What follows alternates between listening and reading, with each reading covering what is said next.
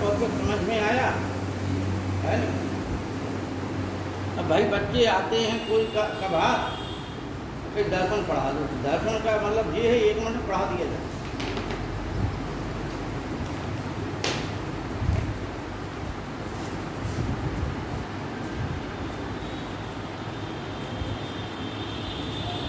देखिए आज का टॉपिक है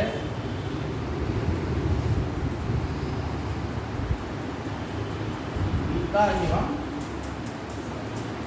रामायण।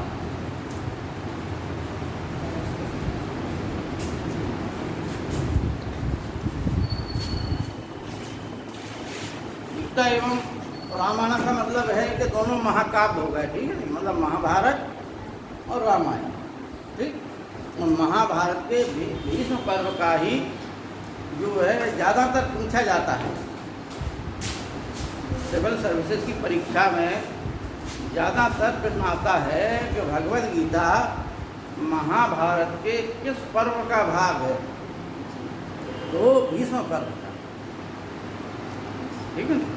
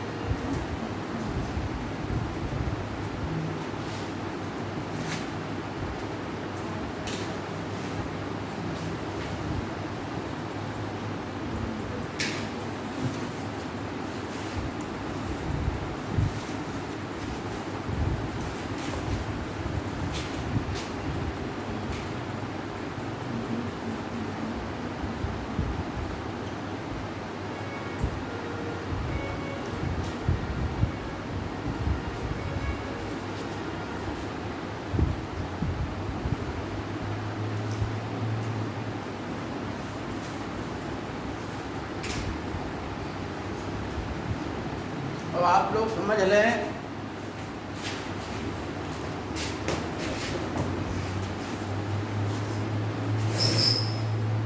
कि महाभारत में 18 पर्व, भगवत गीता में 18 अध्याय है, ठीक है ना। और जब कुरुक्षेत्र के मैदान में पांडव और कौरवों की सेना आमने सामने खड़ी हो गई, उस समय किंग कतब जमूर अर्जुन को भगवान श्री कृष्ण के मुखारविंद से जो वचनों का संग्रह हुआ, प्रारंभ हुआ, उन्हीं वचनों के संग्रह को हम भगवत गीता, ठीक है ना। अब भाई इसमें हमें 2-3 चीज़ें समझना है, तो वो हम कंपैरेटिव बता देंगे रामायण काल और महाभारत काल, ठीक है ना। कि रामायण काल में राजनीतिक सामाजिक स्थितियां कैसी थी, ठीक।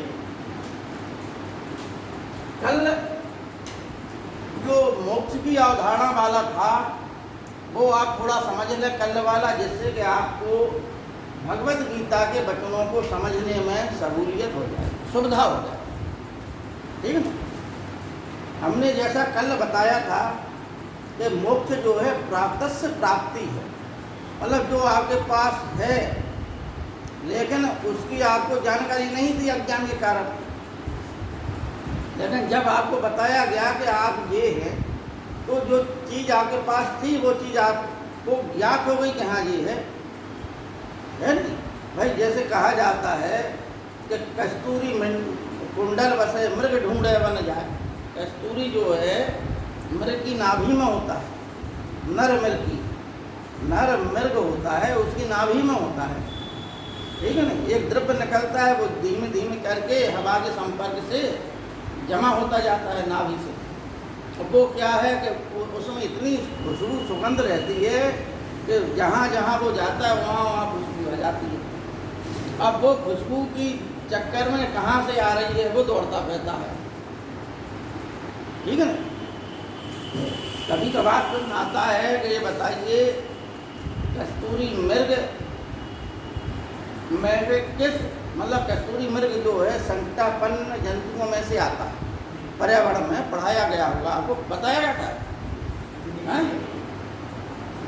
तो इसमें से जो जीव जंतु ज़्यादा लाभदायक होता है उसका मन को शिकार करने लगता है, जो ज़्यादा होता है लाभदायक। जैसे हाथी क्या है, ज़्यादा लाभदायक है, काय के लिए, हाथी दांत के लिए। हाथी दांत के जो है महत्वपूर्ण आभूषण बनते हैं, इसलिए हाथी को मार दिया जाता है। इसी प्रकार से अनेक जीव जंतुओं को सिर्फ मनुष्य अपने आर्थिक उद्देश्य हेतु मारता है, जिससे पर्यावरण असंतुलित हो जाता है, ठीक है ना। जब मृग मार देंगे तो मृगों की मृग नर और मृग मादा, तो कस्तूरी जो है मृग जो है इसके रहता है नर, ठीक है ना। और नर को ही मारते क्योंकि उसी को होता है, तो वो संकटापन्न हो गए। उसी प्रकार से एक जो है युवती गले में हार डाले हुए है, तो वो भूल गई है कि हार उसका कहाँ है, और ढूंढते फिर रही चारों ओर। एक बार हमारे साथ भी हुआ, आपको हम बताते हैं। हम क्योंकि बहुत जल्दी में थे और हेलमेट हमने लगाया, करीब 25 किलोमीटर दूर जाना होता था हमको, ठीक है ना। जालौन में रहते थे हम, जाते थे माधवगढ़ तक, हेलमेट लगाए हुए हैं, भूल गए कि हम हेलमेट लगा, ठीक है ना। वो बाहर से ही कह दिया हेलमेट ढूंढो, घर वाले भी ढूंढ, अच्छा उन्हें मालूम नहीं कि ये हेलमेट लगाए, क्योंकि हमने बाहर से ही कह दिया। तो वो जो भीतर थे वो भीतर वाले भीतर देखने लगे, हम बाहर देखने लगे। अब एक लोग जो मतलब किसी का गुजरना होगा, बोले माँ साहब आप तो हेलमेट जो है अपने सर पर रख लें। मतलब ऐसा हो जाता है कभी कभी कि जो मतलब आपको है लेकिन आप भूल गए, ठीक है ना। वास्तविक स्वरूप हमारा विशुद्ध आत्मा, और विशुद्ध आत्मा का मतलब है कि जो लोभ मोह राग द्वेष घृणा ईर्षा क्लेश आदि इन इंद्रियानुभूतियों से परे हो, ठीक है ना। वही चीज जो है विशुद्ध आत्मा, कल कई उदाहरणों के द्वारा बताया। अब जो है जो ब्रह्म ज्ञान है, जो आत्मज्ञान है, इस आत्मज्ञान को एक दिन की प्रक्रिया नहीं है, इसमें तपस्या करनी पड़ती है, साधना करनी पड़ती है, ध्यान करना पड़ता है। जब आप बार बार उसी ज्ञान का बार बार अनुशीलन करते रहेंगे तो एक अवस्था ऐसी आती है कि जानम तुम्हें हो जाए। बृहदारण्यक को उपनिषद में आगे बला ऋषि कहते हैं कि ब्रह्म वेद ब्रह्मे भवति, जो ब्रह्म को जानता है तो वो ब्रह्ममय हो जाता है। अब आप कैसे कहेंगे भाई हमें ये बात समझ नहीं आ रही। बिल्कुल साधारण उदाहरण बता रहा है आपको। रामायण जो रामलीला होती है उसमें कोई भी कलाकार अगर एक किसी पात्र का बार बार नाटक करता है, मंचन करता है, जैसे मान के चलिए एक कोई व्यक्ति है वो राम का पाठ अदा कर रहा है, रामलीला में राम बना हुआ है और सालों से कम से कम 15-20 सालों से राम ही बना हुआ है रामलीला, क्योंकि वो फेमस हो गया तो रामलीला का कलाकार हो गया, वो फेमस कलाकार कि भाई राम के लिए उन्हीं को बुलाया जाए, अच्छा पाठ दे, ठीक है ना। यकीन मानिए वो जिंदगी भर यानी 10, 15, 20 साल अगर उन्होंने रामलीला का पाठ दे लिया, आप कभी भी मिलिए जीवन के अंत में वो बिल्कुल राम ही बने हैं, यकीन से मानिए आप। क्योंकि वो उस जब आप एक ही कैरेक्टर करेंगे तो वो कैरेक्टर जो है आत्मसात हो जाता है व्यक्ति। कभी भी मिलिए, एक लोगों से हम मिले हुए थे, रामलीला में राम का ही पाठ देते थे, तो बिल्कुल वही मतलब अंतिम समय तक मरते गए, अंतिम समय पे एक्सपायर हो गए। लेकिन भाई वो जो अदाकारी थी उनकी, जो प्रवचन था उनका, जो राम का पाठ देते थे, जहाँ भी कभी अवसर मिला शुरू हो गए। ठीक है ना, चाहे कोई कितना भी ऊंचा हो, चाहे कितना भी नीचा हो, अपने आप को राम ही समझते थे। ठीक है ना, तो ऐसा होता। आप जब जिसको जानेंगे, जिसको पहचानेंगे, आप उसी में हो जाएंगे। ठीक है ना, जैसे जिस प्रकार से दूध में उजालापन, सफेदी रहती है दूध में, ठीक उसी प्रकार से जगत में जो है ईश्वर रहता है। जिस प्रकार से आपको दिखाई दे रहा दूध सफेद है, उसी प्रकार से ब्रह्म भी जो है पूरे जगत में, ठीक, ब्रह्म विश्वातीत और विश्व से परे, दोनों स्थिति हैं। विश्व रूप भी है और विश्वातीत भी है। ब्रह्म, गीता में ब्रह्म के दोनों रूप बताए गए हैं। लेकिन मोक्ष की जो अवधारणा है, मोक्ष पहले बिल्कुल विशुद्ध अर्थ में आप लोग समझ लीजिए कि जो है किताबों में चीज़ें नहीं मिलती हैं। कभी कभी इधर उधर से जब आप चर्चा करेंगे तो कुछ चीज़ें ऐसी मिल जाती हैं कि जो बड़ी उपयोगी होती हैं। आप कोई भी किताब उठा के देख लीजिए, मोक्ष की बिल्कुल सरल शब्दों में व्याख्या नहीं, लेकिन हम आपको बहुत सरल शब्दों में बता रहे हैं। मोह धन छा, मोह का मतलब है मोह और छा का मतलब है क्षय होना। जब समस्त प्रकार के मोह से क्षय हो जाए, उस स्थिति को ही मोक्ष कहते हैं। ठीक है ना, यानी आपके अंदर मोह का मतलब आसक्ति, किसी चीज को प्राप्त करने की जब आसक्ति है, इच्छाएं हैं, तृष्णाएं हैं, इन सबको ही हम मोह कहते हैं। एक पिता को अपने पुत्र से मोह होता है। दशरथ जी जो है राम के वियोग में मर गए, लेकिन राम राम रटते रहे। क्या है? पुत्र मोह था। ठीक है नहीं? इसी प्रकार से अनेक व्यक्तियों के अनेकों मोह होते हैं। और मोह काय का कारण है? अज्ञानता कारण।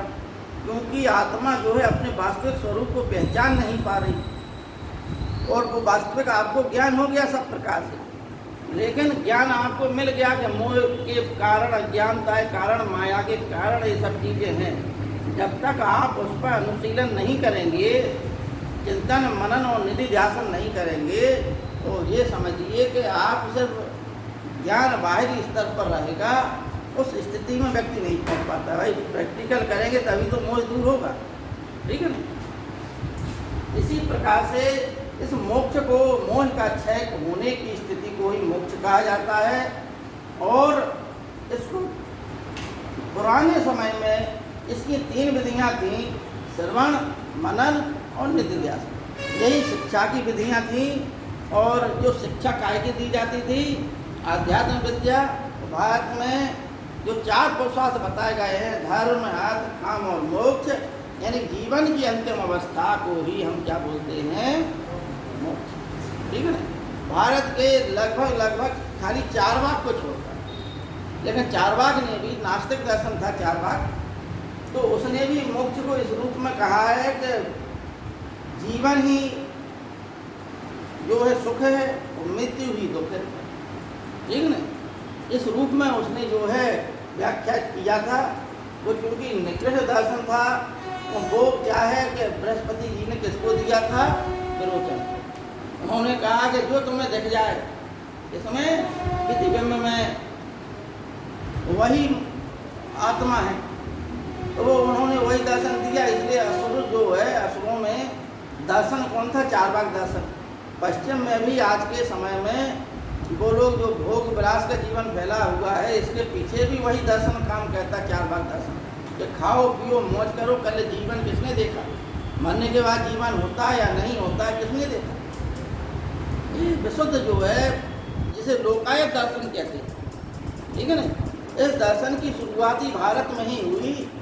लेकिन सरल सरल रास्ता जो है व्यक्ति जल्दी पकड़ता है, और जटिल रास्ते के लिए ध्यान चिंतन मनन की जरूरत होती। कौन बैठा रहे दिन रात उस चिंतन अनुशीलन की स्थिति में।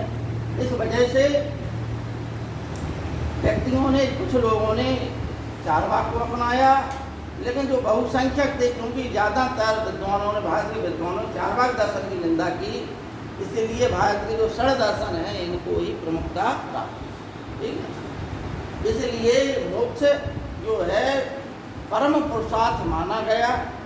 धर्म अर्थ काम जो है मार्ग है, लेकिन गंतव्य और लक्ष्य क्या है? मोक्ष। आप सब कुछ करेंगे, लेकिन जीवन का अंतिम लक्ष्य क्या है आपका? पुरुषार्थ अंतिम क्या है? मोक्ष। अब आइए गीता पर। तो जैसा कि आपको हमने बताया कि भगवान कृष्ण जो है एक गणतंत्रात्मक विधि के नेता थे, गणतंत्रात्मक शासन प्रणाली के नेता थे। भगवान कृष्ण के राजनीतिक जीवन के बारे में थोड़ा सा संक्षिप्त परिचय आप लोगों को बता दें कि जिन्हें हम भगवान कहते हैं उनका राजनीतिक जीवन कैसा है। अभी हम जो है उनके ईश्वरत्व रूप को नहीं देख रहे, गीता का प्रवचन होगा बाद में, पहले हम ये देखते हैं कि उनका राजनीतिक जीवन क्या था। उसी प्रकार भगवान राम का जो है वाल्मीकि रामायण में उन्हें जो है भगवान राम को महापुरुष के रूप में दर्शाया। इन यान वालियों ने भी महात्मा बुद्ध को एक महापुरुष के रूप में दर्शाया, ठीक है नहीं। महात्मा गांधी को भी प्रारंभ में लोग बाग ये कहते थे महापुरुष हैं, धीमे धीमे करके, जैसे आइंस्टीन ने कहा कि आने वाली पीढ़ियाँ ही शायद कभी विश्वास करें कि हाड़ मास का व्यक्ति भी कोई था, ऐसा व्यक्ति कोई था। तो धीमे धीमे करके जब कालखंड व्यतीत होता जाता है, व्यक्ति उसे जो है अपनी आस्था का प्रतीक मानने लगता है, फिर वो पूजित होने लगता है समाज में, ठीक है ना। क्योंकि उसके कृत्य ऐसे होते हैं कि जो जन सामान्य से ऊंचे ऊंचे होते हैं। भगवान कृष्ण के समय जो है महाभारत काल में 5 जो है गणराज्य थे, और 5 का एक संघ था, भगवान कृष्ण उसके नेता थे। लेकिन उनके जन्म की कहानी ये थी कि मथुरा का जो राजा था उग्रसेन, वो जो है अंधक, बिजनी, भोज, कुक्कुर और यादव, ठीक है ना।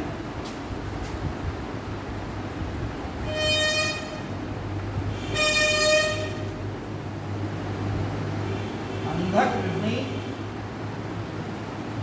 भोज, कुक्कुर और यादव, ये 5 जो है जन थे गणराज्य, ठीक है ना, छोटे छोटे। इन 5 को मिलाकर ही इनका एक प्रमुख बनता था, जिसे राजा कहा जाता, ठीक है ना। समझ में आ गई बात?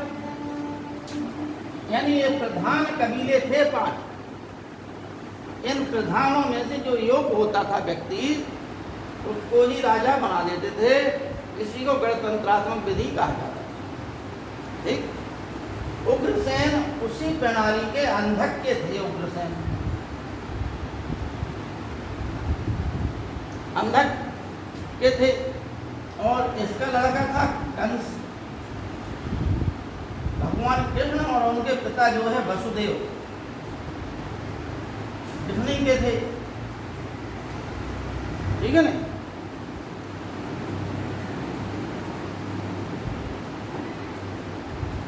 अब इन्होंने क्योंकि अपनी उग्रसेन ने अपने भाई की पुत्री देवकी को वसुदेव जी को ब्याह दिया, क्योंकि प्रमुख की आज भी स्थिति है कि जो ऊंचे लोग होते हैं उनका ऊंचे घरों में ही संबंध होता है, कभी निम्न घर में नहीं देखा होगा आप लोगों ने।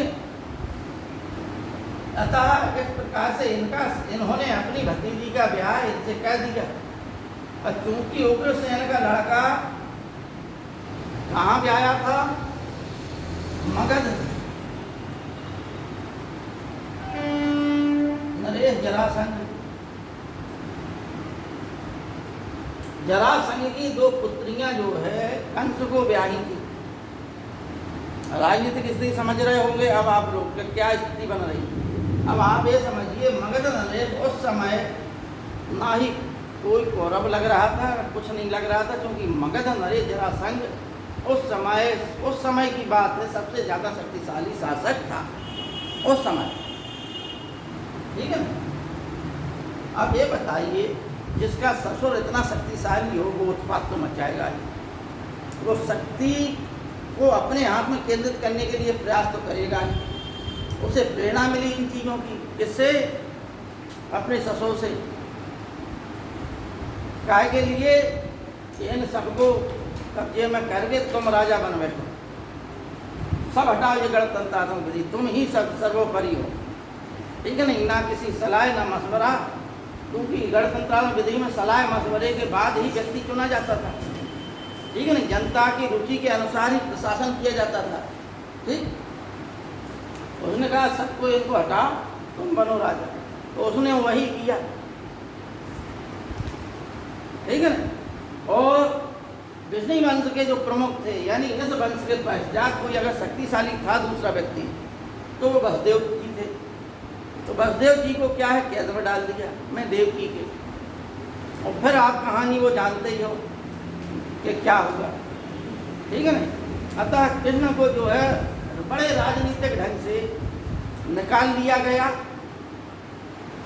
ठीक है नहीं, क्योंकि वसुदेव जी प्रमुख व्यक्ति थे, अतः कुछ ना कुछ अंदर अंदर लोग बाग उनसे मिले हुए थे, उनके पुत्र को निकाल लिया गया और उनका पालन पोषण मतलब इतना गुप्त रूप से रखा गया कि किसी को पता ना चले।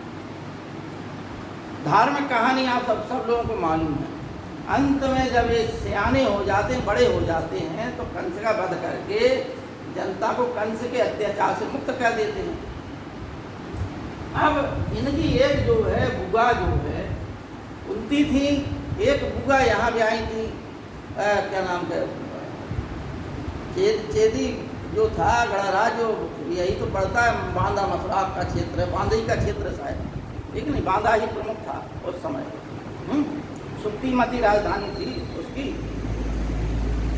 तो वो यही चेदी नरेश था। ठीक है ना। इस प्रकार से इन्होंने अपनी जो पांडव थे उन पर जब अत्याचार कर रहे थे कौरव, तो उनको जो है अपना सपोर्ट दिया। सपोर्ट देने के पश्चात जब युद्ध असंभावी हो गया,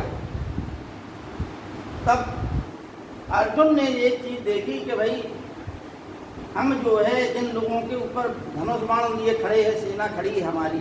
ठीक है ना। तो देखिए गीता का प्रारंभ कहाँ हुआ।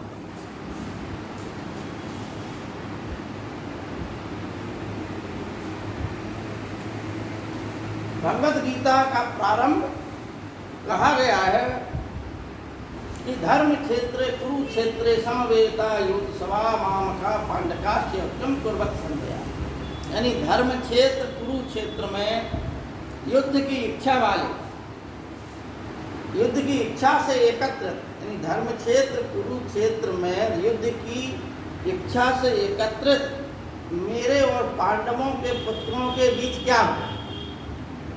हे संजय बताइए। धृतराष्ट्र ने कहा, धृतराष्ट्र के वचनों से प्रारंभ हुआ। ठीक, अनेक विद्वानों ने भगवत गीता को ये बताया है कि भगवत गीता बाद में जोड़ दी गई, क्योंकि महाभारत में प्रारंभ में 24,000 श्लोक ही थे, इसलिए इसे जो है जय संहिता कहा जाता था। धीमे धीमे जब इसके श्लोकों की संख्या बढ़ गई तो उसे भारत कहा गया, और जब इसके श्लोकों की संख्या 1 लाख पहुंच गई तो इसे जो है शतसहस्त्री संहिता कहा गया। महाभारत का आज जो है जिसे हम महाभारत कहते हैं, उसका एक नाम शतसहस्त्री संहिता है, मतलब 1 लाख श्लोकों वाली। ठीक है ना।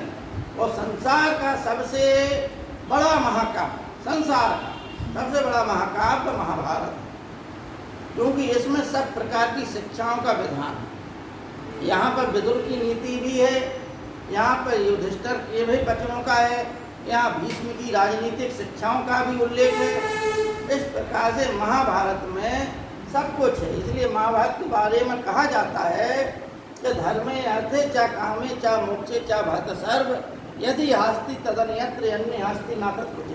यानी धर्म अर्थ काम और मोक्ष के संबंध में जो इसमें है वह अन्यत्र भी मिल सकता है। अन्यत्र ग्रंथों में जो इसमें लिखा हुआ है महाभारत में धर्म अर्थ काम और मोक्ष के संबंध में जो कुछ इसमें लिखा है वो अन्य ग्रंथों में तो मिल सकता है, लेकिन अगर जो इसमें नहीं लिखा है वो किसी भी ग्रंथ में ढूंढ लीजिए वो चीज़ कहीं मिलेगी नहीं। यानी सब कुछ इसमें समा गया है। बकाया वो चीज़ें जो है कहीं भी मिलेंगी तो आपको ये लगेगा कि महाभारत में तो ये चीज़ें पहले से ही विद्यमान थी। ठीक, इसलिए गीता को जो है ये माना गया कि ये जो है बाद में जो तो होता क्या कि युद्ध के मैदान में माया शक्ति से कृष्ण भगवान जो है जब अर्जुन की स्थिति देखते हैं तो पूरी सेना को स्थिर कर देते हैं और जो प्रवचन देते हैं वही जो है गीता। गीता का महत्व ये है कि भगवत गीता पर जो है महात्मा गांधी, बाल गंगाधर तिलक, अरविंद घोष, राधा कृष्णन आदि ने अपने अपने महत्वपूर्ण भाष्य लिखे। महात्मा गांधी ने अनाशक्ति योग लिखा, तो आप लोग लिख सकते हैं कि महात्मा गांधी ने अनाशक्ति योग लिखा और बाल गंगाधर तिलक ने गीता रहस्य लिखा। गीता रहस्य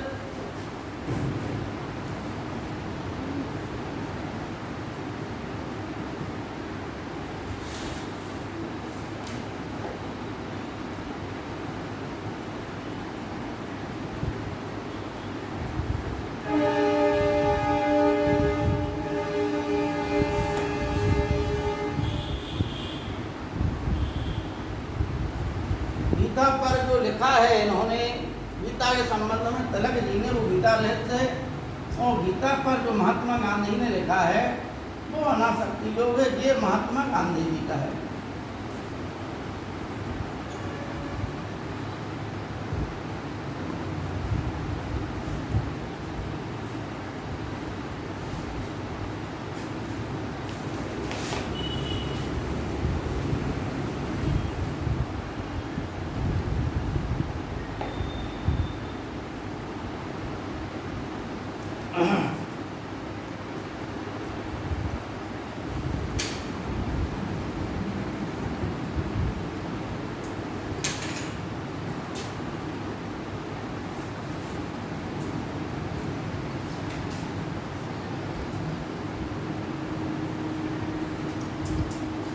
गीता के संबंध में हमें क्या पढ़ना है, क्या समझना है। पहला है क्या महत्व,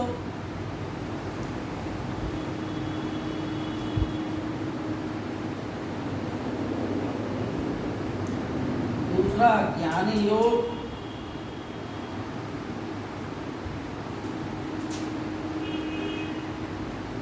कर्मी योग और भक्ति योग।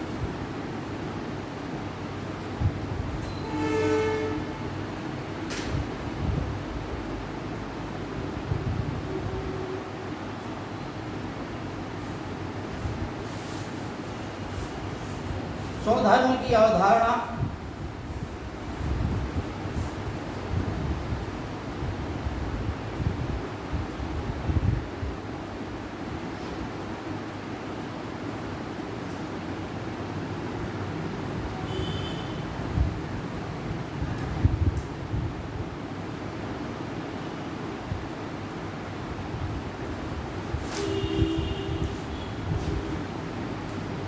इन चीजों का ज्ञान हमें जो है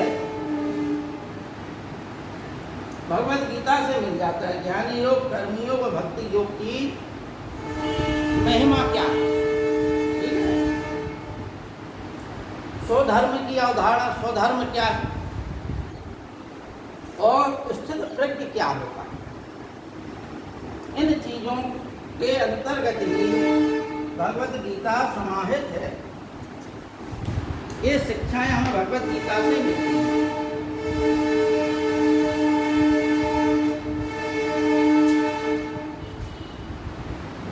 इसमें हम जो है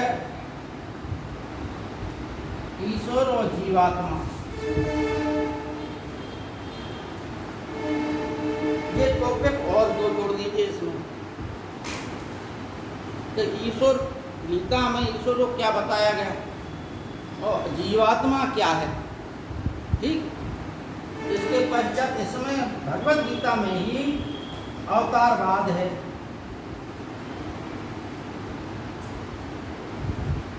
और पुनर्जन्म,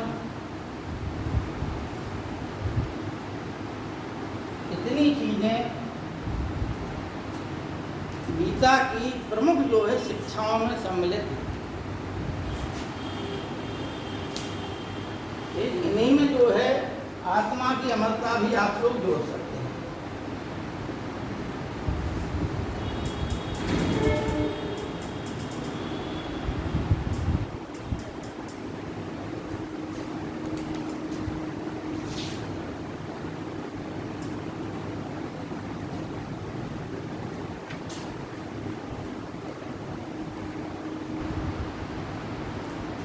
सबसे पहले विचार करना है हमें गीता का महत्व पर। आखिरकार गीता क्यों इतनी प्रासंगिक है आज भी, ठीक है ना भाई। वेद पुराण उपनिषद सब एक जगह, तो गीता जो है भारतीय धर्म और दर्शन की प्राण शक्ति हो गई, ठीक है ना। भारत का हिंदू जो संस्कृति है, आर्य संस्कृति है, उसका एक प्रमुख ग्रंथ भगवत गीता हो गई।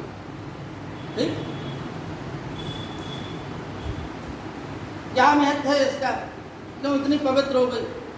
तो इसके बारे में, भगवत गीता के बारे में कहा गया है कि सर्वोपनिषदो गावो दोग्धा गोपाल नंदना वातो वत्स सुधीर भोक्ता अमृतम गीता अमृतम है।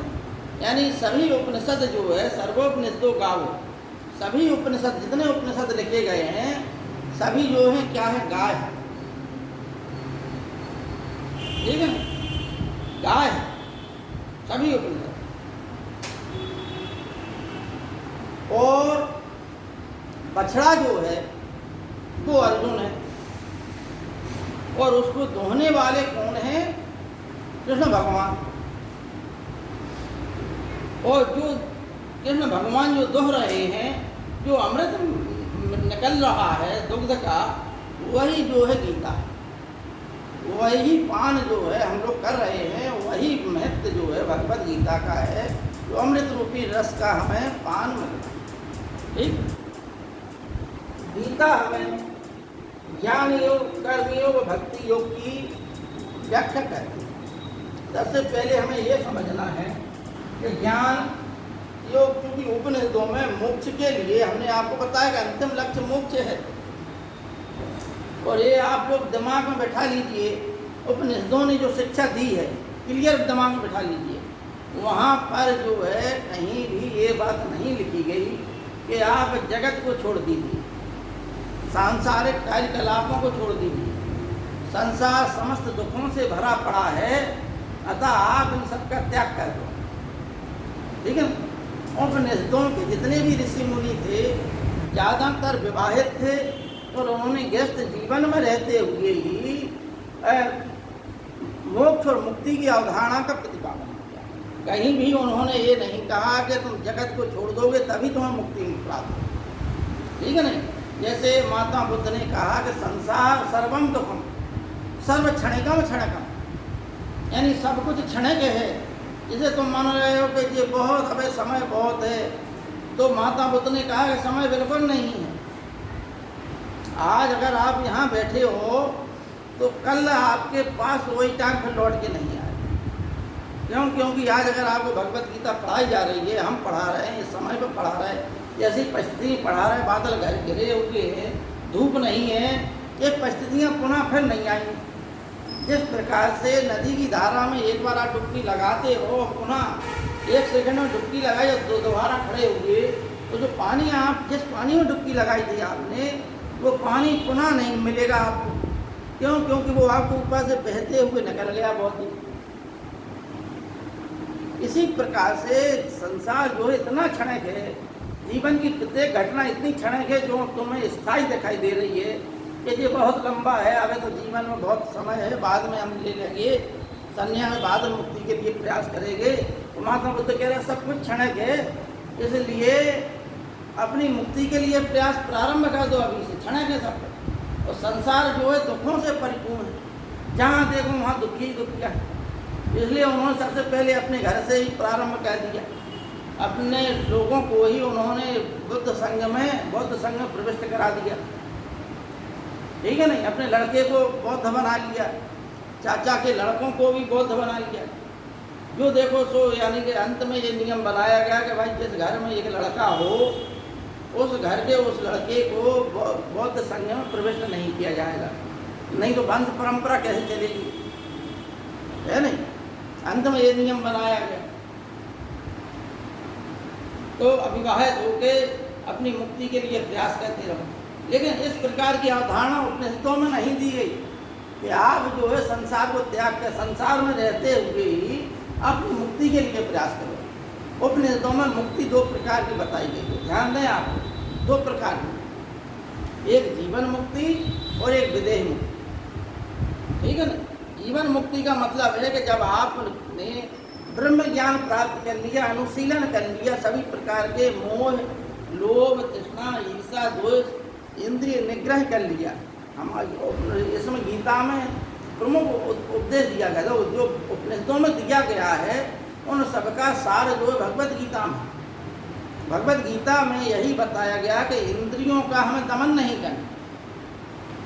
दमन का मतलब है कि जैसे सामने जो है आपकी एक उदाहरण दे रहा है आप लोगों को कि मान के चलिए आपकी सबसे महत्वपूर्ण डिश जो है खाने की वस्तु रसगुल्ला है, मान के चलिए, ठीक है ना। ये किसी एक व्यक्ति की सबसे मनपसंद चीज़ जो है क्या है, रसगुल्ला। जैसे मोटू पतलू में कार्टून में मोटू का क्या है, समोसा। कहीं भी समोसा देखा नहीं है, मोटू उड़ते हुए चले गए, ठीक है ना। उसी प्रकार से इसमें जो है मान के चलिए किसी व्यक्ति का महत्वपूर्ण चीज़ है, बहुत पसंद है उसे, जैसे ही वह जो है रसगुल्ला देखता है और उसके मनोभाव बदल जाते हैं, ठीक है ना। उसके अंदर तीव्र इच्छा उत्पन्न होने लगती है। जैसे ही उसने देखा, मतलब आँख का संपर्क होगा और मन में जो है तीव्र उद्योग बने, काय के लिए, खाने के लिए, मुंह में पानी आने लगा। ये सब क्या हो रही, यानी ये सब चीज़ें ये बता रही हैं कि उस व्यक्ति का अपनी इंद्रियों पर नियंत्रण नहीं है। जैसे ही भोजन देखा, बढ़िया लगा हुआ है भोजन, अनेक लोगों को तो भूख एकदम बढ़ जाती है। क्यों? क्योंकि उनका अपनी इंद्रियों पर नियंत्रण नहीं। इंद्रियां विषयों के इतने अधीन हैं कि जैसे ही विषय वस्तु देखी और विषय वस्तु की ओर इंद्रियों का जितना भी है, इंद्रियां विषयों की ओर भागती हैं, ठीक है। और गीता में यही उपदेश दिया गया है, भगवत गीता, भगवान कृष्ण ने कहा है कि इंद्रियों का दमन नहीं करना। जैसे रसगुल्ला सामने रखा था, वो व्यक्ति क्या है कि उससे बताया गया कि भाई आपको क्या है, रसगुल्ला नहीं खाना है, इंद्रियों को अपने नियंत्रण में रखो, ठीक है ना। अब समझना बात, वो बहुत अच्छी बात बता रहा है उदाहरण से आपको। उस व्यक्ति ने रसगुल्ला देखा, शिक्षा मिली उसे कि भाई हमें अपने ऊपर नियंत्रण रखना है, हम बहुत आदी हैं, हमारी इंद्रियां उस ओर भाग रही हैं, हमें ये है नियंत्रण रखना है अपने ऊपर।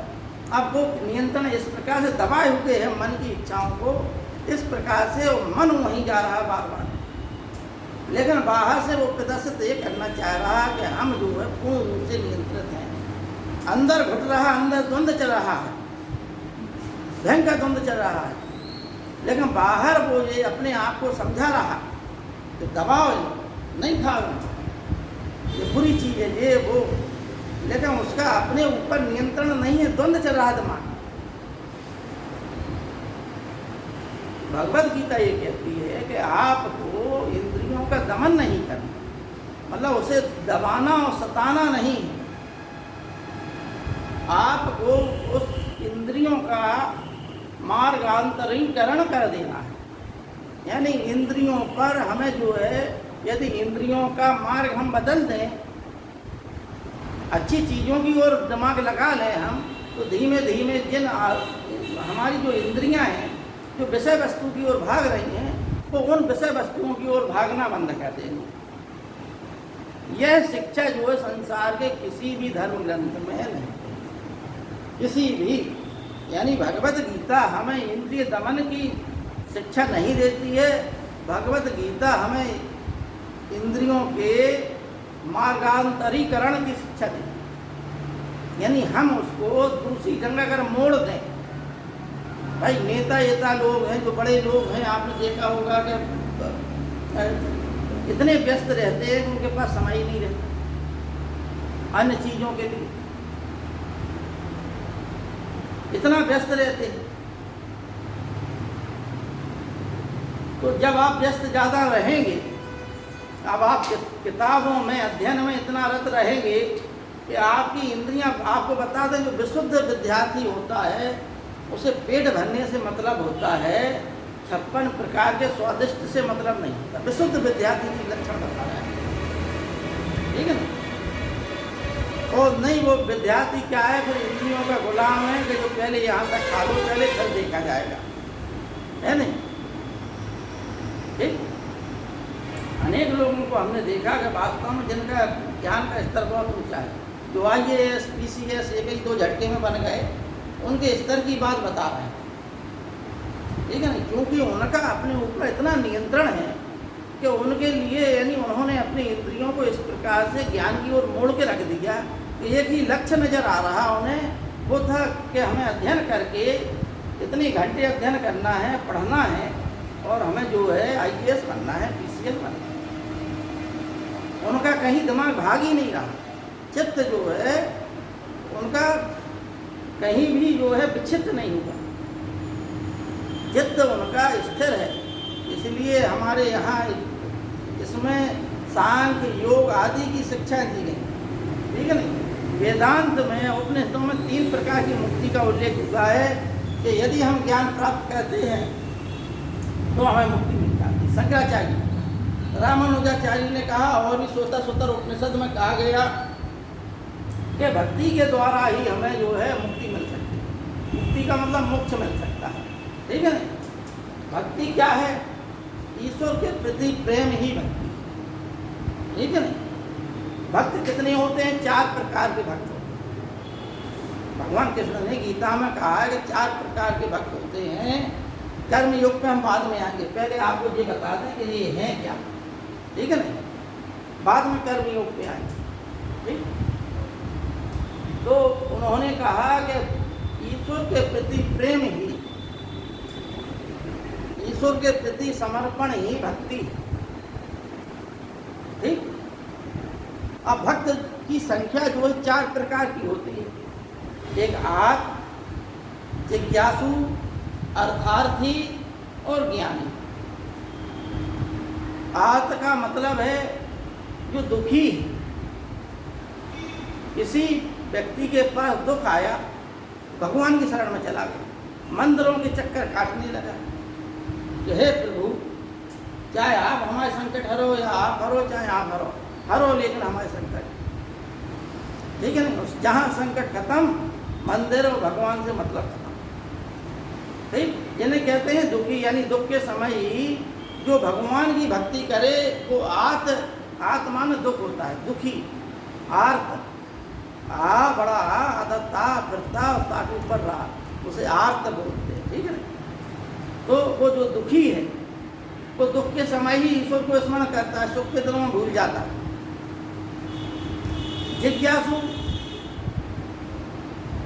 जिज्ञासु वो होता है जो जानना चाहता है कि ईश्वर क्या है, ईश्वर का प्रेम क्या है, आत्मा क्या है। तो वो ईश्वर की भक्ति करता है इन सब चीज़ों को जानने के लिए। भक्ति से क्या लाभ है, तो भक्ति करने लगता है, और जब वो ये जान जाता है वह भक्ति खत्म हो जाती है, क्योंकि उसकी जिज्ञासा शांत हुई, उसकी भक्ति खत्म हो गई, क्योंकि वो जिज्ञासु भक्त था। जब तक जिज्ञासा का शमन नहीं होगा, जिज्ञासा का समाधान नहीं होगा, तब तक वो भक्त क्या था? भक्तों की श्रेणी में शामिल। और जैसे ही उसकी जिज्ञासा का समाधान हुआ, उसे लगा कि हाँ हमने जान लिया, वह वो भगवान का भक्त खत्म हो जाए। यानी अब उसे मतलब नहीं है मंदिर जाने की, कहीं जाने की, कुछ ही मतलब नहीं है। एक होता है अर्थार्थी भक्त। अर्थार्थी भक्त वो भक्त होता है जो अर्थ के लिए हमेशा भगवान के चक्कर लगाता रहता है, दिन ना रात जाता है। हे भगवान हमें इतना देव, नुकसान ना हो, आज हमें आज फायदा ही फायदा हो, ठीक है नहीं, हमारे यहाँ ये हो जाए, वहाँ वो हो जाए, हमारा ये बिजनेस बहुत अच्छा हो जाए। इस प्रकार से धन ही धन के संबंध में मांगता रहता है। उसके अंदर धन से संबंधित प्रक्रियाएं चलती रहती हैं। यानी जो भी उसकी विनती है, अगर पुत्र की भी संकल्पना कर रहा तो इस उद्देश्य से कि हे भगवान ऐसा पुत्र दो जो बहुत धनवान, ऐसी पुत्री हो जिसके आने से जो है हमारा घर धन ही धन से भरा रहे। यानी जो भी उसकी डिमांड है वो धन से है। इसलिए ऐसा व्यक्ति जो है अर्थार्थी की श्रेणी में आता है। यानी जो जिसकी जो रुचि है भक्ति में वो अर्थ से, अर्थ का मतलब वित्त, ठीक है ना। और वित्त के बारे में कहा जाता है, धन के बारे में कहा जाता है कि वित्ता तुराणाम पिता न बंधु, कामा तुराणाम भयम न लज्जा। यानी वित्त के आतुर व्यक्ति के लिए वित्ता तुराणाम पिता न बंधु, वित्त के आतुर व्यक्ति के लिए ना कोई पिता है ना कोई बंधु। कभी भी देख लेना कि जो धन का लालची होगा व्यक्ति, उसके लिए कोई संबंध मायने नहीं रखता। शास्त्रों में ये बात कही गई। वो जो है कि चाहे पिता हो, पिता का लाठी दबा ले लिया, कागज पर दस्तखत करो जी इस पर, ठीक है ना। इस प्रकार से वो जो है कि जो धनी व्यक्ति होता है उसको धन से मतलब होता है, चारों धन ही धन दिखाई देता है। हेलो,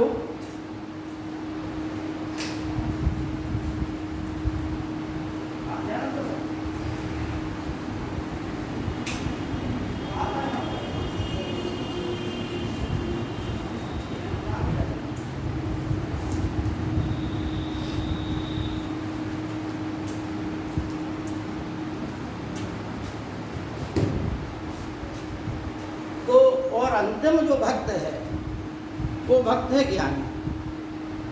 यानी भगवान का स्मरण, भगवान का चिंतन मरण सब कुछ जो है भगवान के प्रति पूरे जीवन को समर्पित कर देता है और उसकी कोई इच्छाएं नहीं है, सिर्फ विशुद्ध प्रेम है, ठीक है नहीं। मतलब जहाँ ना आसक्ति है, ना राग है, ना द्वेष है, सिर्फ पूर्ण समर्पण है कि हमने अपना पूर्ण जीवन आपको समर्पित कर दिया है, अब आप ही हमारे सब कुछ हैं। अंतिम समय तक जो भगवान को विशुद्ध रूप से भजता रहता है वही जो है सच्चा भक्त है। भगवान कृष्ण जो है अपने को ज्ञानिना अहम अत्यंतम प्रिया स महात्मा अति दुर्लभ। भगवान कृष्ण जो है कह रहे हैं भगवत गीता में कि ज्ञानी पुरुष मुझे जो है सबसे ज़्यादा प्रिय है। समझना बात, लेकिन ऐसा पुरुष मिलना कठिन है। सा महात्मा इति दुर्लभ। अब बिना ज्ञानी होने के भक्त भी जो है नहीं बना, भक्त को भी ज्ञान हो जाता है। इसलिए ज्ञान और भक्ति जो है आपस में मिली हुई, ठीक। तो आपको बता दिया कि कुछ धर्म ग्रंथ उपनिषद कहते हैं कि ज्ञान मुक्ति का मार्ग ज्ञान से मिले, कुछ कह रहे हैं भक्ति से मिले। भगवान कृष्ण कह रहे हैं कि आप चाहे ज्ञान के द्वारा मुक्ति ले लो, चाहे भक्ति के द्वारा ले लो, क्योंकि भक्ति जो है सरल मार्ग है। इसलिए भक्ति के द्वारा मुक्ति भी आपको मिल जाए। अब आइए कहाँ कर्मयोग क्या है। जैसा कि आपको बताया कि ये जो है गीता का प्रारंभ कहाँ से होगा। धर्म क्षेत्रे कुरुक्षेत्रे संवेदा युतसभा माम का पांडका सेवकम कुर्वत संजया। यानी धर्म क्षेत्र कुरुक्षेत्र, वो कुरुक्षेत्र जहाँ पर सेनाएं इकट्ठी थी कौरवों पांडवों की, और जिनके अनेक सहायक राजा लोग उसमें सम्मिलित थे, ऐसी स्थिति में वहाँ पर युद्ध की इच्छा वाले सभी लोग थे और कौरवों और पांडवों के बीच में युद्ध होना था।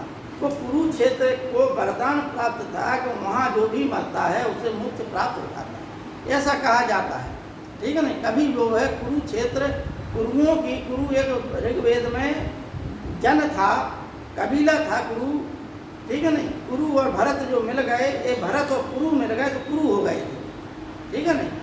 ये कबीले थे। ऋग्वेद का जब आप अध्ययन करेंगे तो उसमें करीब करीब अनेकों कबीले, जिसमें से 10 कबीले प्रमुख हैं, ठीक है नहीं। उनमें से एक भरत जन था प्रमुख, एक कुरु जन था। तो कुरु और भरत जन मिल गए दोनों आपस में, और एक नए कबीले का नाम रखा गया जिसको क्या कहा जाता है, कुरु, ठीक है ना। इसलिए भगवान कृष्ण जो है अर्जुन को कभी कभी भारत श्रेष्ठ, हे धनंजय, हे गुहकेश आदि हैं, अनेकों नाम से सब, हे सब्यसाची, हे कुंते, यानी जो उसके अर्जुन के जो पर्यायवाची हैं, जिनका सबका कुछ ना कुछ अर्थ है। सब्यसाची का मतलब होता है कि जो बाएं हाथ से भी बाण चला ले, दाएं हाथ से चला लेता है व्यक्ति, लेकिन जो दाएं और बाएं हाथ से भी चला ले बाण, उसे सब्यसाची कहा जाता है। इस प्रकार से इन सबका मतलब है। तो कर्म योग यहीं से प्रारंभ होता है, जब किंग कर्तव्य विगुण जो है अर्जुन कोई भी काम यानी देखता है और कहता है भगवान कृष्ण से कि हम जो है काय के लिए खड़े हैं भगवान, हमारा शरीर कांप रहा है, हमारा गांडीव गिरने वाला है, और जाके रथ के पीछे बैठ जाता है कि हमें नहीं लड़ना है युद्ध। हम अगर मान लो जीत भी गए तो अपने बंधु बांधवों को मारने के पश्चात हम अगर युद्ध भी जीत गए तो ऐसे युद्ध से लाभ क्या, ऐसी धन संपत्ति से लाभ क्या। इससे बढ़िया जो हमारे ही बंधु बांधव हैं, अगर ये मान लो लाभ सुख भोगना चाह रहे हैं, हमारे साथ बेईमानी करना चाह रहे हैं, तो भाई ये करें, ये भोग है, हमें मतलब नहीं, लेकिन जीवित तो रहे ना, मानने से हमें क्या लाभ। ये हमारे शत्रु थोड़े के घर ही के तो बंधु बांधव हैं ये, और अब हमारे बंधु बांधव हैं, घर के ही तो हैं, पिता का ही तो अंतर है, माताएं भी एक हैं, एक ही कुटुंब है। अब भगवान के ऐसी स्थिति देखते हैं कि ये युद्ध के मैदान में, देखो आपको बता दें, आप इसका भावार्थ समझें। भगवत गीता की उत्पत्ति किन संदर्भों में हुई? हर व्यक्ति के जीवन में ऐसे क्षण आते हैं जब किंग कर्तव्य विमूढ़ का मतलब होता है कि जब व्यक्ति की सोचने की स्थिति अस्थिर हो जाए, जब उसकी निर्णय लेने की स्थिति बिल्कुल कुंद पड़ जाए तो उसे क्या करना है और क्या नहीं करना है, उस स्थिति किंग कर्तव्य विमूढ़ की स्थिति कहते हैं, ठीक है ना। अर्जुन उसी स्थिति को प्राप्त हो गया कि हमें युद्ध करना है, ये युद्ध नहीं करना। हमारे जीवन में भी, सबके जीवन में, हर मनुष्य के जीवन में ऐसी स्थितियाँ आती हैं, एक बार नहीं अनेकों बार आती हैं, जब हम ये निर्णय नहीं ले पाते कि हमें ये करना चाहिए या वो करना चाहिए, ठीक है ना। और कभी कभी उसमें मोह जुड़ जाता है अर्जुन की तरह। तो भगवत गीता ये हर व्यक्ति की समस्या का समाधान के लिए, जब व्यक्ति, ये भी शास्त्रों में कहा गया है कि जब व्यक्ति के प्राण, मतलब तमाम लोग जो है मरने में प्राण नहीं निकले, 2-2 दिन तक रखते हैं, ठीक है ना। तो ब्राह्मण लोग कहते हैं कि भगवत गीता का 11वां स्कंद पढ़ा दीजिए, अध्याय 11वां स्कंद सुना दीजिए उस जीवात्मा को, उसके प्राण न निकले। हमने भी अपनी आंखों से देखा है ये बात, ठीक है ना। कि एक लोगों को 6-7 दिन हो गए,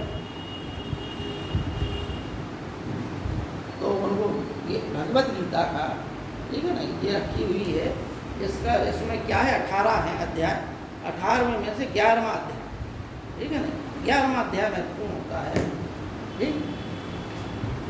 तो अब उसमें क्या कहा भगवान कृष्ण ने, यानी अर्जुन की जब ये स्थिति देख ली, अर्जुन का मतलब है कि सभी, हम सब लोग हैं अर्जुन, ठीक है ना।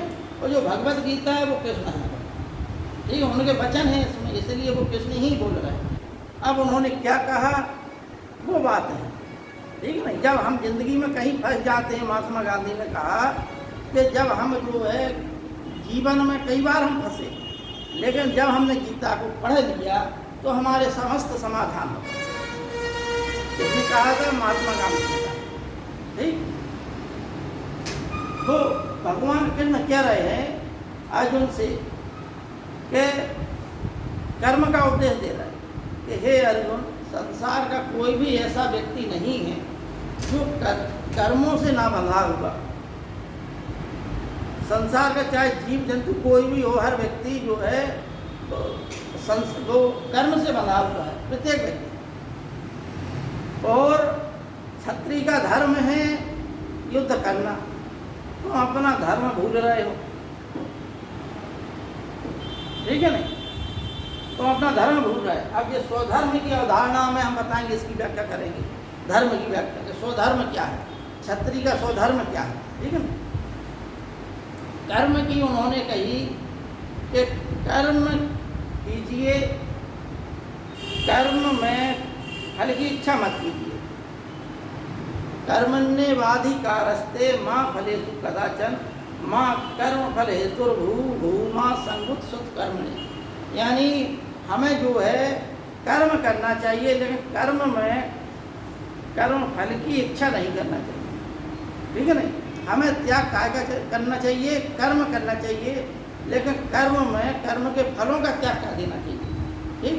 अब यहाँ पर कर्म दो प्रकार के हो गए, एक सकाम कर्म और एक निष्काम कर्म, ठीक। इसमें गीता में जिस चीज़ की उपदेश दिया गया है वो निष्काम कर्म का उपदेश दिया भगवान कृष्ण ने, जिसमें उन्होंने ये कहा कि हमें जो है अपनी प्रवृत्तियों को इस प्रकार से मोड़ना है कि कर्म को हम करते रहें, लेकिन फल के आकांक्षी मत बने। ये सही कर्म योद्धा वो है कि जो इस स्थिति से काम करता है कि आगे फल क्या होगा उससे इससे कोई मतलब नहीं। जैसे इटली के एकीकरण में गैरिबाल्डी ने जो योगदान दिया, वो योगदान एक कर्म योगी का योगदान था, यानी उसका काम ही है कर्मयोगी का कर्म करना। लेकिन यदि आप फल की इच्छा करेंगे तो आपको दुख होगा, क्लेश होगा। यानी भगवान कृष्ण ने कहा कि सोच्यानंद सोचस्तम प्रज्ञावादान भाष से गता सून नानु सोचंती पंडित। हे अर्जुन, तुम ऐसी बातें कर रहे हो पंडितों जैसी, जो शोक करने योग्य है और जो शोक ना करने योग्य है, उन दोनों बातों को तुम पंडितों जैसी बातें कर रहे हो, ठीक है नहीं। यह जो आत्मा है जिनको तुम कह रहे हो मरे हुए ये लोग, जिन हमारे बंधु बांधव हैं, ये बंधु बांधव क्या ये कभी पहले नहीं थे क्या? यदि जिन्हें तुम अपना ये कह रहे हो कि ये हैं, तो ये कभी थे। अव्यक्तादीनी भूतानी व्यक्त मध्यानि भारत और अव्यक्त निधनानि तत्र का परिदेवना। यानी हर जीवात्मा आत्मा जो है पहले अव्यक्त थी, यानी हम लोग जन्म के पहले सभी जीवात्माएं अव्यक्त थी। अभी हम सब बैठे हुए हैं, यानी व्यक्त हैं, दिख रहा है ये बैठे, ये बैठे, ये बैठे, ठीक है ना। यानी सब एक दूसरे को देख रहे हैं, तो क्या है, व्यक्त है। और फिर इसके बाद जब मर जाएंगे तो फिर अव्यक्त हो जाना है। जो बीच की अवस्था में, यानी पहले हम अव्यक्त थे, अब हम जो है व्यक्त हैं, और मरने के पश्चात फिर अव्यक्त हो जाना है। हम पहले नहीं थे और ना बाद में हम होने वाले। अगर ऐसा भी सोच लें हम, तो भी इस बारे में क्या सोचना।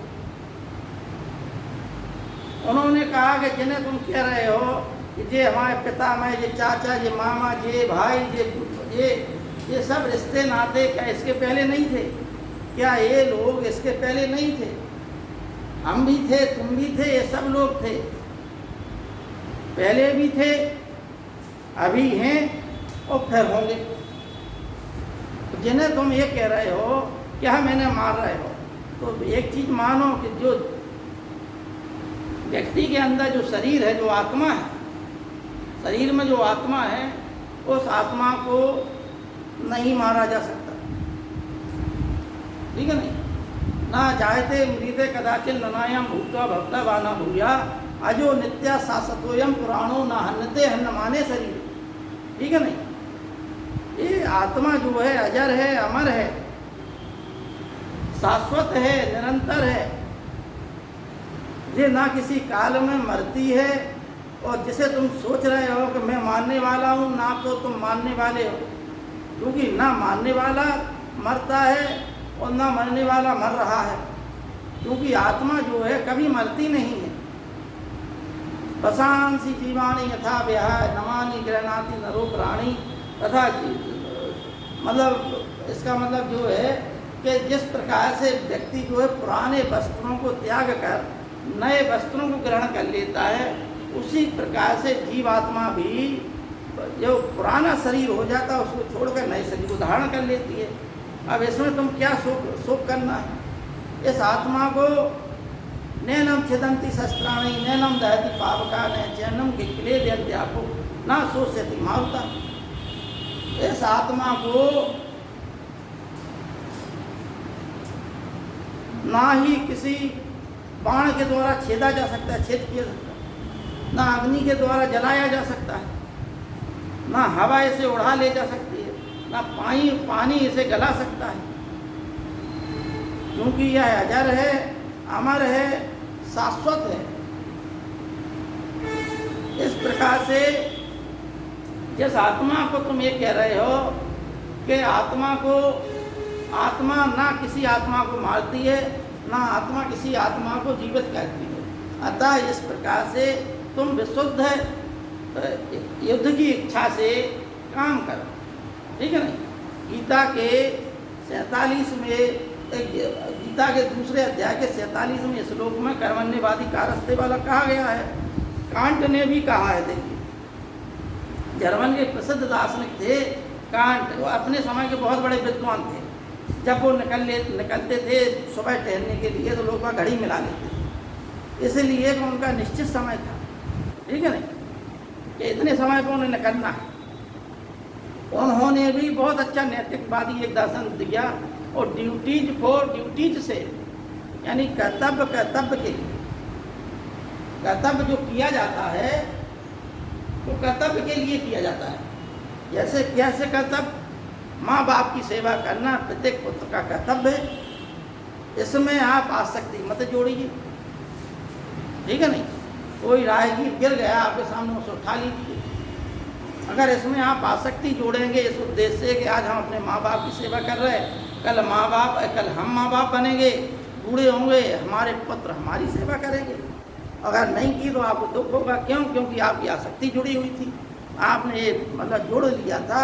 तो कांड ये कहता है कि आपको आसक्ति भी होते हुए ये आपका कर्तव्य है, इसमें आपको ये नहीं सोचना कि आगे क्या होगा, ठीक है ना। ये ड्यूटी है आपकी, ये आपको ये ड्यूटी करना ही है। जैसे विद्यार्थी की ड्यूटी है अध्ययन करना, विद्या को चाहना, ठीक है नहीं। तो पढ़ना आपकी जो है कर्म है, पढ़ाई करना ही आपका कर्म है। अब आपको कोई कुछ भी समझाए, लेकिन आपकी ड्यूटी वास्तव में अध्ययन करना है, क्योंकि विद्यार्थी का मतलब होता है विद्या को चाहने वाला। अब देखिए इसमें शॉर्टकट में बता दें आपको स्वधर्म की अवधारणा। स्वधर्म का मतलब है कि चतुर्वर्ण मया सिस्टम गुण कर्म विभाग सा तस् कर्तारमपि माम विद्ध कर्तारमप्यम। हे अर्जुन, मैंने चारों वर्णों की स्थापना उनके गुण और कर्मों के आधार पर की। चार वर्ण कौन कौन से हैं? ब्राह्मण, क्षत्रिय, वैश्य और शूद्र। जिस प्रकार से ऋग्वेद में कहा गया है कि आदि ब्रह्मा के मुख से ब्राह्मण की उत्पत्ति हुई, बाहु से क्षत्रिय की उत्पत्ति हुई, जांघ से वैश्य की उत्पत्ति हुई, पैर से शूद्र की उत्पत्ति हुई। इन सबके अपने अपने कार्य हैं, पवित्रता, सत्यता, तप आदि ब्राह्मण के कर्तव्य हैं, संतोष ये सब ब्राह्मण के हैं, ठीक। और क्रियाशीलता आदि जो है इनके कर्तव्य हैं क्षत्रियों के, ठीक। उसी प्रकार वाणिज्य, व्यापार, वार्ता वैश्यों का है, और तीनों वर्णों की सेवा करना शूद्रों का कर्तव्य है। लेकिन अगर एक ब्राह्मण अपने कर्म से, कर्म और स्वधर्म यानी उन्होंने कहा कि जो व्यक्ति के अंदर स्वधर्म है, ठीक। स्वधर्म का मतलब जैसी आपकी इच्छाएं हैं उसी प्रकार के आप हैं, और वो जिस प्रकार के आप हैं वही आपका स्वधर्म है, ठीक है ना। अगर आप एक शिक्षक के गुण हैं आप में, तो यही आपका जो है स्वधर्म है। आप अगर ये चाहें कि हम नेता बन जाएं तो आप उस लाइन में फेल हो जाएंगे, ठीक है ना। गीता हमें ये भी उपदेश दे रही है कि हम पहले अपने अंदर झांक के देखें कि हम क्या हैं, हमें क्या एक योद्धा के लक्षण है, एक पहलवान बनने के लक्षण है हमें, क्या हम देश की रक्षा कर सकते हैं? यदि हाँ तो हम सेना की ओर जाएं, ठीक है नहीं। यदि व्यापारिक जैसे गुण हों तो अपने गुणों को परखो, उस हिसाब से काम करो। लेकिन यदि एक ब्राह्मण अपने गुणों से विरत है, और एक शूद्र जो है अपने कार्य को सही रूप से कर रहा, तो वह शूद्र जो है वंदनीय है, पूजनीय है उस ब्राह्मण की अपेक्षा, ठीक है नहीं, क्योंकि वह अपने स्वधर्म को भूल चुका है। ठीक, इसी प्रकार से स्वधर्म का मतलब है कि अपने अपने जो गुण धर्म है उन गुण धर्मों के हिसाब से व्यवहार करना ही स्वधर्म है। अब स्थित प्रज्ञ क्या है? स्थित प्रज्ञ का मतलब है सुख दुख समय कृत्वा लाभा लाभो जया जय। सुख दुख लाभ हानि जय पराजय आदि की स्थिति में जो समत्व की स्थिति में रहे वही सच्चा कर्मी योगी है, वही सच्चा ज्ञानी है, वही सच्चा भक्त है और वही स्थित प्रज्ञ है। गीता का पूरा सार देखिए कहाँ जा रहा है, स्थित प्रज्ञ की ओर।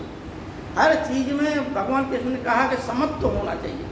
समत्व का मतलब है आप में एकता होना चाहिए। भाई सुख होने पर आप पूरे ना समाए, ये हो गया। दुख होने पर इलाहाबाद में हमने देखा कि लोग बाग तैयारी कर रहे, फिर की परीक्षा फेल हो गए। अब भाई वो डेढ़ काट रो, खूब रोए, आंसू बहाएं, और उनके आंसू की खबर उनके घर वालों को लग गई 200 किलोमीटर दूर। उनके घर में चूल्हा नहीं जल रहा, घर वाला भूखा बैठा। खाली प्री परीक्षा फेल होने का नतीजा मतलब उन्हें इतना राग चिपका हुआ था, इतनी आसक्ति चिपकी हुई थी परीक्षा से, ठीक है नहीं। भगवान कृष्ण वही उपदेश दे रहे कि समत्व की स्थिति यानी सुख और दुख में जब व्यक्ति की बुद्धि समान हो, ठीक है नहीं, सुख हो या दुख हो व्यक्ति की बुद्धि समान हो, स्थिर हो। बलवान के पास खबर आई कि उसका बड़ा पुत्र मर गया, मंगोलों से युद्ध करते हुए। बलवान फिर भी बैठा रहा, राजकाज करता रहा। क्यों? क्योंकि समत्व की स्थिति को प्राप्त कर लिया, ठीक है नहीं। समत्व का मतलब जो सुख की क्षण भी आए, भगवान राम के बारे में कहा जाता है कि प्रसन्नता मया गताभिषेका तथा न ममले वनवास दुग्धा मुखाम भुजश्री रघुनंदनस्य में। यानी जिनका जो है राज तिलक होने वाला, समत्व की स्थिति समझना। तो समत्व है क्या? समत्व का मतलब जब समानता की स्थिति हो जाए, जब सुख आपके पास आए और दुख भी आपके पास आए, लेकिन ना सुख में आप विचलित हों, लगे लाकर धाड़म धाड़ कह दो, ठीक है नहीं, फटाके चलाओ भाई, हुल्लड़बाजी करो। और दुख में तो पता चले कि भाई जैसे हो गई है, भाई हम दुखी हैं तो हम किसी को प्रसन्न क्यों देखें, है नहीं। बोले फैल बेउधर हुए हैं, यहाँ घर भर भूखा बैठा हुआ है, तो ये होगा क्या? ये समत्व नहीं। यानी सुख की स्थिति में फटाके चलाए जा रहे, दुख की स्थिति में घर भर रोटी नहीं खा रहा, खाना नहीं खा रहा। इसका मतलब है कि ये समत्व की स्थिति नहीं है। इंद्रियों के वशीभूत हैं जीवात्मा। जब दोनों की स्थिति में समानता हो, यानी जब खूब खुशी आए तो भी कोई प्रभाव ना पड़े, जब दुख भी आ जाए थोड़ा बहुत तो भी कुछ प्रभाव ना पड़े, क्योंकि ये सब आने वाली चीज़ें हैं। ये जीवात्मा के लिए है। आत्मा को ना सुख की अनुभूति होती है और ना दुख की अनुभूति होती है। सुख दुख समय कृत्वा लाभा लाभो, लाभ की स्थिति हो जाए, और पराजय की लाभा लाभ लाभ हो जाए, जय हो जाए या पराजय हो जाए, मतलब विजय मिल जाए या हानि हो जाए, पराजय मिल जाए। इन सब स्थितियों में जो समान रहे, जिसकी विचारधारा यानी इंद्रियां मन में उद्वेग ना उत्पन्न हो, ये मन कर रहा है नाचे हम, काहे? क्योंकि हमें खुशी मिल गई है बहुत ज़्यादा, ठीक है नहीं। ये क्या है? ये समत्व की स्थिति नहीं। ऐसा व्यक्ति जो है इंद्रियों का दास, इंद्रियों का गुलाम होता है। भगवान राम का जब राज्याभिषेक होने वाला था उस समय उनके चेहरे पर किसी प्रकार की प्रसन्नता की भावना, प्रसन्नता में यहाँ गताभिषेक, यानी गताभिषेका का मतलब जिस समय उनका अभिषेक होने वाला था उस समय किसी प्रकार के चेहरे पर भाव नहीं थे प्रसन्नता के। और तथा न मामले वनवास दुखदा, जब उनका वनवास होने वाला था कुछ ही क्षणों बाद वनवास हुआ, तो भी उनके चेहरे पर किसी प्रकार के भाव नहीं थे। समझ रहे बात को? यानी एक ही व्यक्ति में समत्व की भावना देखिए आप, कि जब उनका राज्याभिषेक होने वाला था भगवान राम का, तो भी चेहरे पर इस प्रकार के भाव नहीं थे कि चलो भाई अब तो हम राजा बनने वाले हैं। बड़े प्रसन्न हो गए, चेहरा भूल गया प्रसन्नता। ठीक, और कुछ ही घंटों बाद निर्णय आ गया कि भाई तुम वन को चले जाओ 14 वर्ष को, तो भी उनके चेहरे के भाव नहीं बदले। इस स्थिति को ही समत्व की स्थिति है। इसी स्थिति को हम जिस स्थिति को जो व्यक्ति प्राप्त कर लेता है उसको हम क्या बोलते हैं? स्थित प्रज्ञ। क्या बोलते हैं? स्थित प्रज्ञ। इसे हम क्या बोलते हैं? निर्माण प्राप्त करने का। हमने बताया कि निर्माण दो प्रकार का, मुख्य दो प्रकार का होता है। जब व्यक्ति जान लेता है कि मैं ये हूँ, तो वह जो है कि फिर मुक्त हो जाता है, वो स्थित प्रज्ञ हो गया। यानी इस जीवन में ही उसे मोक्ष मिल गया। अब वह जीवन का आनंद उठाएगा।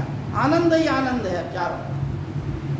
ठीक है नहीं भाई? ना उसे सुख से मतलब है, ना दुख से मतलब है, ना हानि से मतलब है, ना लाभ से मतलब है कि आई मौज फकीर को दिया झोपड़ा फूंक है, झोपड़ा ही फूंक दिया, मौज आ गई। तो अब भाई उन्हें मतलब ही नहीं है इससे, वे अपने आनंद ही में समाये थे इतने ज़्यादा। तो और विदेह मुक्ति क्या है? अब भाई आप लोग ये कहेंगे कि सर ये बताओ कि जीवन में कैसे, फिर जीवन का चल रहा मुक्ति के बाद?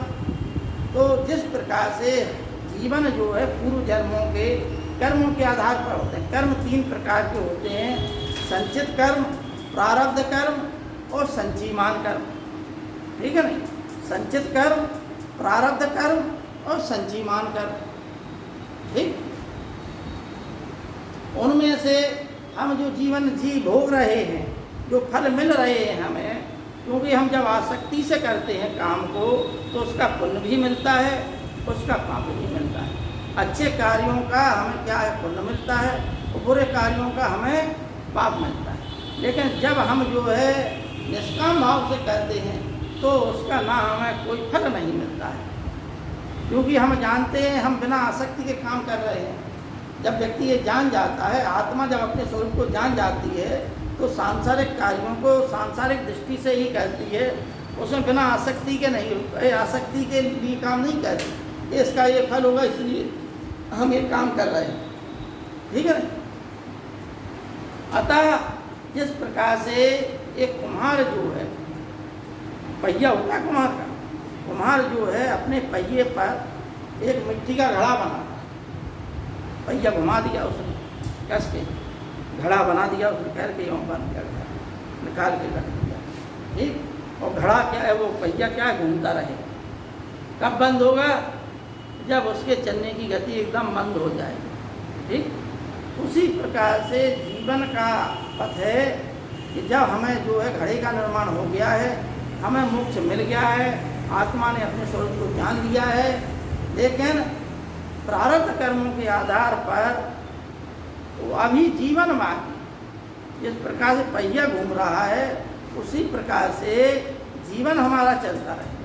जब प्रारब्ध कर्म हमारे समाप्त हो जाएंगे तो हमारे जीवन का अंत हो जाएगा।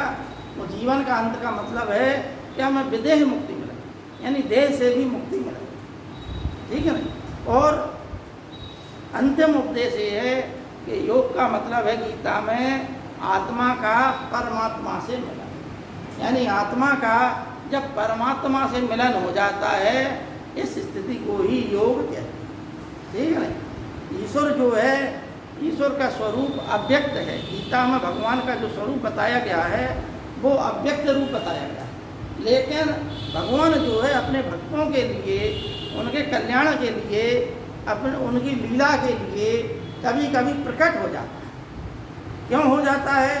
कि यदा यदा ही धर्मस्य ग्लानिर्भवति भारत अभ्युत्थानम धर्मस्तदात्मानं सृजाम्यहम् परित्राणाय साधूनां विनाशाय च दुष्कृताम् और धर्म संस्थापनार्थाय संभवामि युगे युगे। यानी जब जब धर्म की हानि होती है, अधर्म बढ़ता है, तब तब जो है पापियों को दंड देने के लिए अत्याचार का अंत करने के लिए भगवान किसी न किसी रूप में अवतार लेते, ठीक है ना। भगवान जो है राम का अवतार, भगवान कृष्ण का अवतार, ईश्वर अपनी इच्छा से अवतार लेता है और जीवात्मा अपने पूर्व कर्मों के आधार पर जन्म लेता है, ठीक है ना। जब जीवात्मा को अपने ज्ञान का स्वरूप, अपने आत्मा का स्वरूप पता चल जाता है तो वह मुक्ति प्राप्त कर लेती है। उस आत्मा का फिर परमात्मा से मिलन हो जाता है, पुनः फिर उसे इस भाव सागर में नहीं, ठीक है ना। ये स्थितियाँ बताई गई हैं। फिर उस आत्मा का पुनः जन्म नहीं, वह जीवात्मा के रूप में पुनः नहीं जन्म लेती है।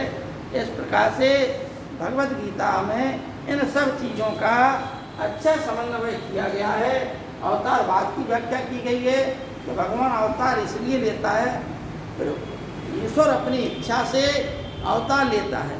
जीवात्मा को अपने पूर्व जन्मों की कहानियाँ, पूर्व जन्मों के किसी भी रहस्य का पता नहीं होता है, लेकिन ईश्वर को इन सब चीज़ों का, अपने पूर्व जन्मों का भी पूर्णता ज्ञान रहता है, क्योंकि वो जागृत अवस्था होती है उसकी। ईश्वर को सभी चीज़ों का ज्ञान होता है। ईश्वर पूर्ण चेतन है, इसलिए उसे पूरी चेतना के साथ ही वह जन्म लेता है, ठीक है नहीं। जब पूर्ण चेतना, तब जो है ईश्वर प्रकट, और ईश्वर को ही पूर्ण चेतना कहते हैं, जो हमेशा चैतन्य रहे, जो हमेशा जो है सक्रिय बना रहे, वही चेतन, ठीक है ना। इस प्रकार से आज का अध्याय इतना ही। कल जो है रामायण का बता देंगे, कुछ और टॉपिक है वो बता देंगे।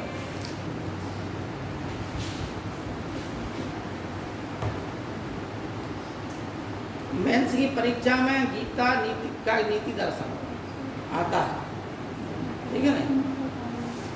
हैं? शाश्वत, शाश्वत, शाश्वत का मतलब होता है जिसका कभी अंत ना हो, जो हमेशा चलता आ रहा, ठीक है ना।